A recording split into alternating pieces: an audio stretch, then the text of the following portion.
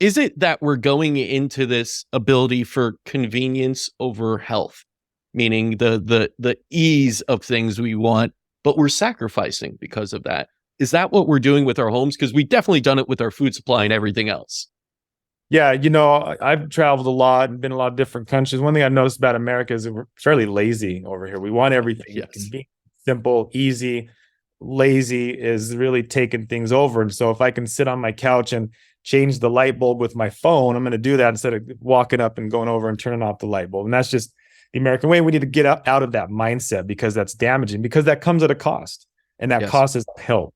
And so it's really important that we shift out of that mindset. If we don't have to make everything simple and lazy and convenient and automatic, sometimes we can get off the couch and do some of this work ourselves. Absolutely. I agree with you 100%. There is somewhat of a sacrifice if you want true optimal health. There has to, especially since we've gone this way where we've made everything too convenient, but it's absolutely impacted our health to the point where the majority of us are suffering from some kind of health condition.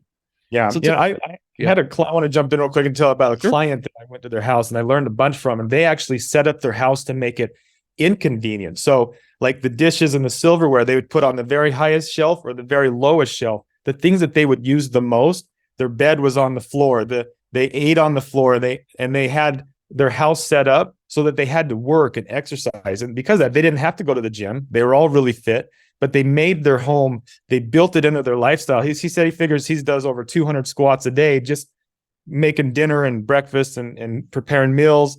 And they designed their house that way.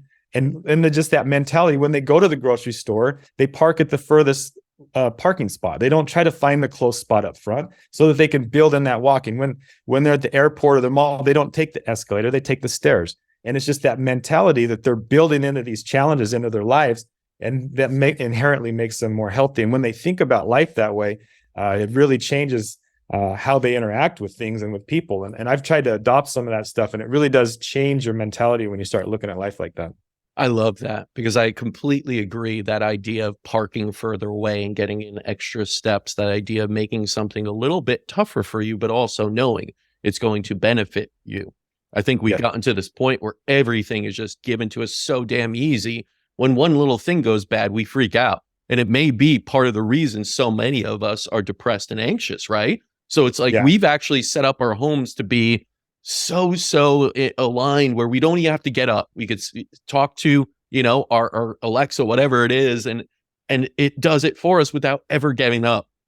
And now you talk about the laziness of having everything delivered to your home, your groceries, like you don't need to go out. Like I'm actually shocked. There's more traffic than ever in New York when things like Amazon are nonstop delivering to you. Like people aren't going to grocery stores, it seems like, anymore, if it could come right to you. But that convenience comes at a cost, and we're not leaving our homes. That statistics of 62%, that was at 50% in 2009. It jumped 12% with the pandemic, but it seems that we're spending more and more times at homes in a very sedentary lifestyle, which is absolutely impacting our health. Yeah. And I didn't realize how bad it was at the gym a while back. I seen these two people were fighting for this parking spot, one pulling from the other, and the guy flipped them off and it was up close. But then they both went inside of the gym and was on the treadmill for 15 minutes, 30 minutes, So, what the right. We're going to fight and get our blood pressure up to be one spot closer to the gym. And then you're going to run indoors for 5 miles. Right? Yeah. It's exactly. so counterintuitive in a sense. Wow. Yeah. I mean, a lot of what we do is sort of insane.